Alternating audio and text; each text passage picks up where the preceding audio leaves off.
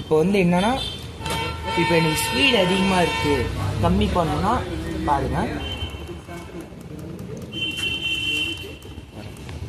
300 வச்சிங்கன்னா S குத்திட்டிங்கன்னா speed கம்மியாக வரும்.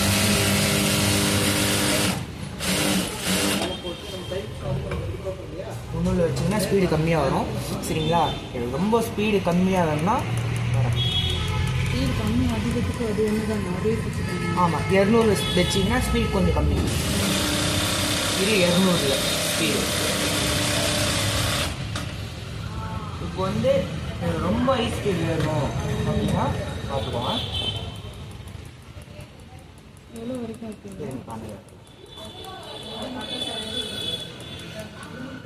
400 வச்சுக்கிறேன். எஸ் வச்சுருப்பாங்க.